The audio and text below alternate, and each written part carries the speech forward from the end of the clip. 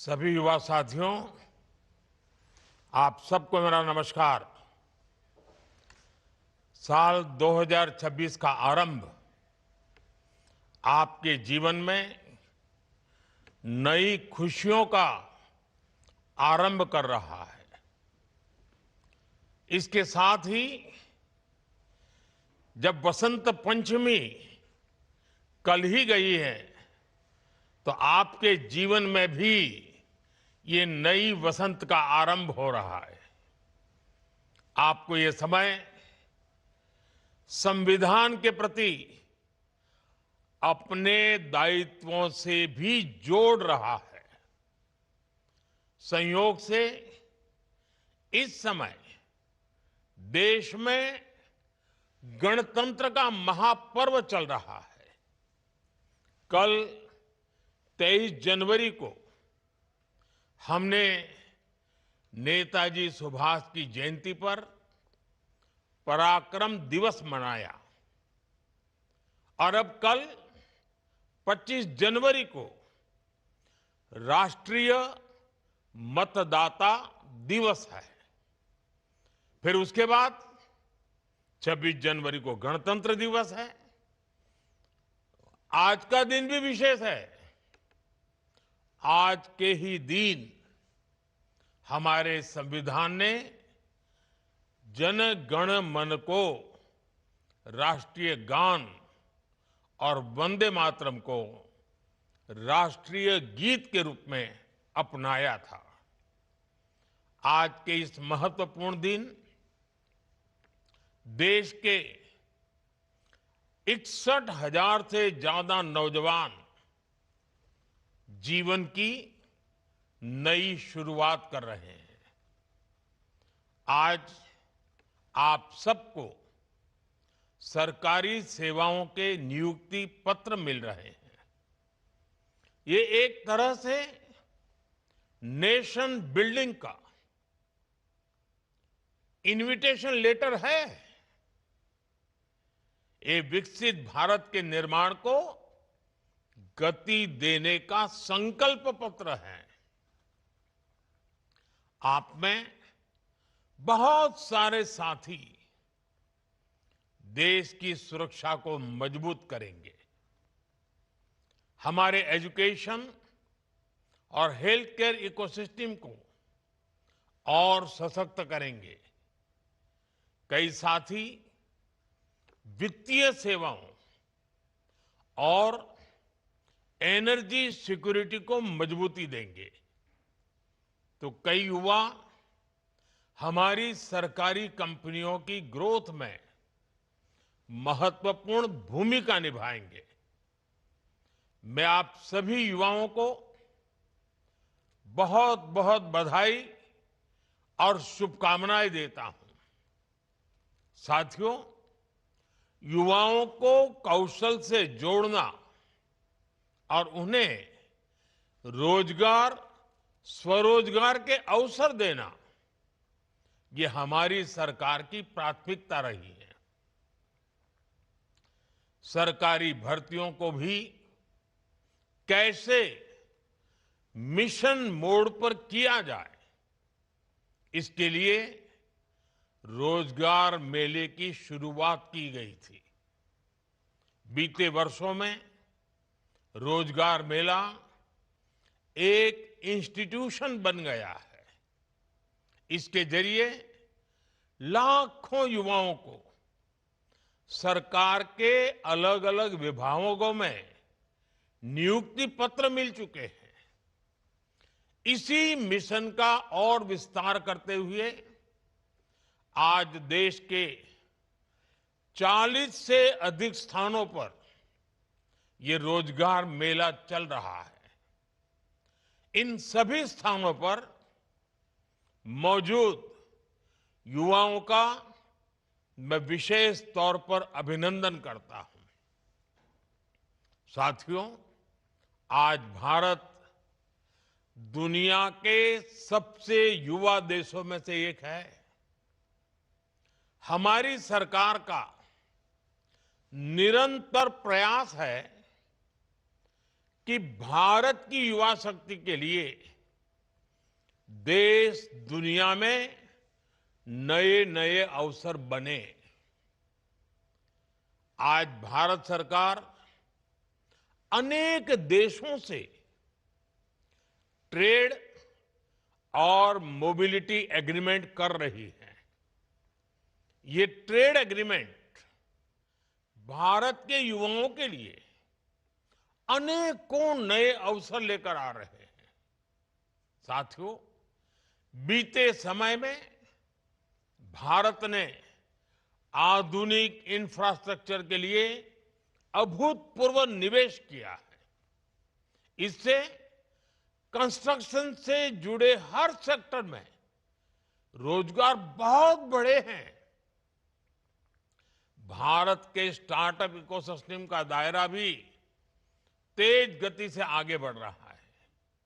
आज देश में करीब 2 लाख रजिस्टर्ड स्टार्टअप हैं। इनमें 21 लाख से ज्यादा युवा काम कर रहे हैं। इसी प्रकार डिजिटल इंडिया ने एक नई इकोनॉमी को विस्तार दिया है।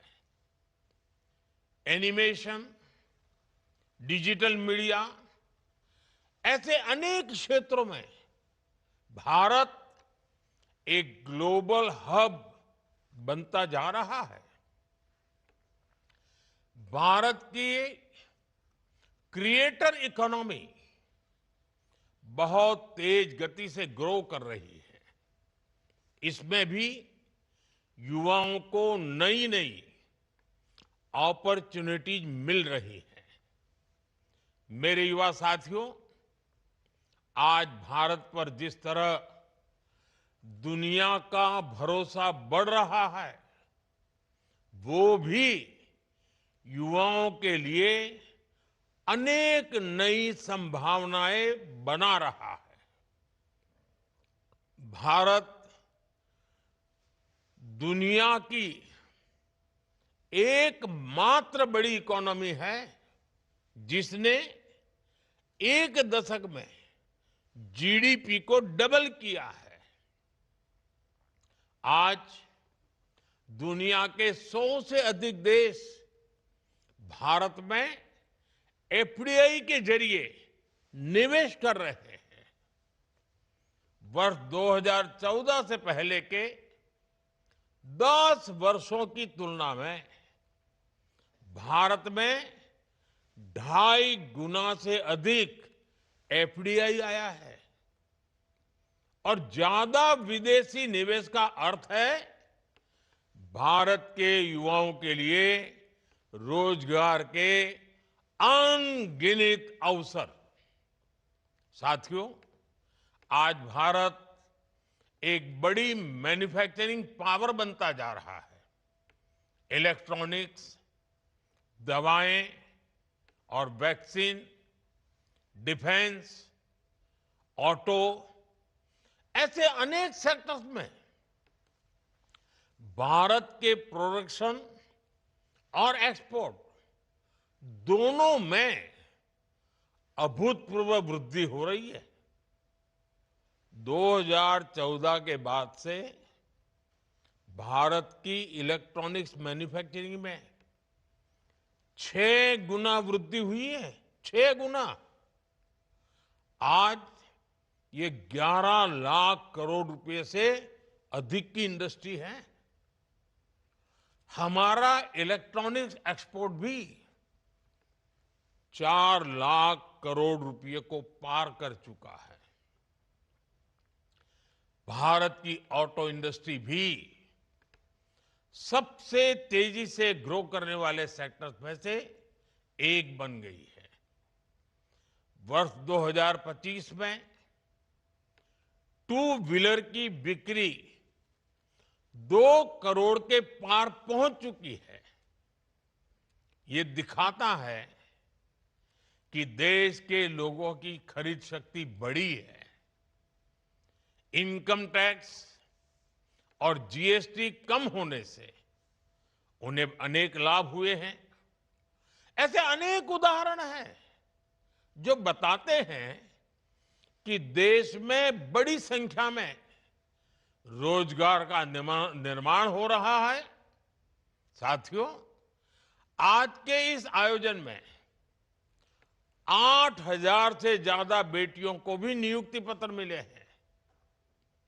बीते 11 वर्षों में देश की वर्कफोर्स में विमेन पार्टिसिपेशन में करीब करीब 2 गुनी बढ़ोतरी हुई है।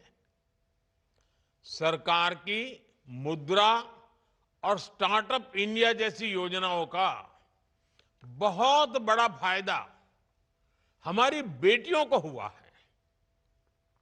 महिला स्वरोजगार की दर में करीब 15% की बढ़ोतरी हुई है। अगर मैं स्टार्टअप्स और एमएसएमईज की बात करूं तो आज बहुत बड़ी संख्या में विमेन डायरेक्टर, विमेन फाउंडर्स है। हमारा जो कोऑपरेटिव सेक्टर है, जो हमारे सेल्फ हेल्प ग्रुप्स गांवों में काम कर रहे हैं, उनमें बहुत बड़ी संख्या में महिलाएं नेतृत्व कर रही है। साथियों, आज देश रिफॉर्म एक्सप्रेस पर चल पड़ा है। इसका उद्देश्य देश में जीवन और कारोबार दोनों को आसान बनाने का है। जीएसटी में नेक्स्ट जनरेशन रिफॉर्म्स का सभी को फायदा हुआ है। इससे हमारे युवा एंटरप्रेन्योर्स को लाभ हो रहा है, हमारे एमएसएमईज को फायदा हो रहा है। हाल में देश ने ऐतिहासिक लेबर रिफॉर्म्स लागू किए हैं। इससे श्रमिकों, कर्मचारियों और बिजनेस सबको फायदा होगा। नए लेबर कोड्स ने श्रमिकों के लिए, कर्मचारियों के लिए सामाजिक सुरक्षा का दायरा और सशक्त किया है। साथियों, आज जब रिफॉर्म एक्सप्रेस की चर्चा हर तरफ हो रही है, तो मैं आपको भी इसी विषय में एक काम सौंपना चाहता हूं। आप याद कीजिए, बीते 5-7 साल में कब कब आपका सरकार से किसी न किसी रूप में संपर्क हुआ है। कहीं किसी सरकारी दफ्तर में काम पड़ा हो, किसी और माध्यम से संवाद हुआ हो और आपको इसमें परेशानी हुई हो, कुछ कमी महसूस हुई हो, आपको कुछ न कुछ खटका हो। जरा ऐसी बातों को याद करिए। अब आपको तय करना है कि जिन बातों ने आपको परेशान किया, कभी आपके माता पिता को परेशान किया, कभी आपके यार दोस्तों को परेशान किया, और वो जो आपको अखरता था, बुरा लगता था, गुस्सा आता था, अब वो कठिनाइयां आपके अपने कार्यकाल में आप दूसरे नागरिकों को नहीं होने देंगे। आपको भी सरकार का हिस्सा होने के नाते अपने स्तर पर छोटे छोटे रिफॉर्म करने होंगे। इस अप्रोच को लेकर के आपको आगे बढ़ना है, ताकि ज्यादा से ज्यादा लोगों का भला हो।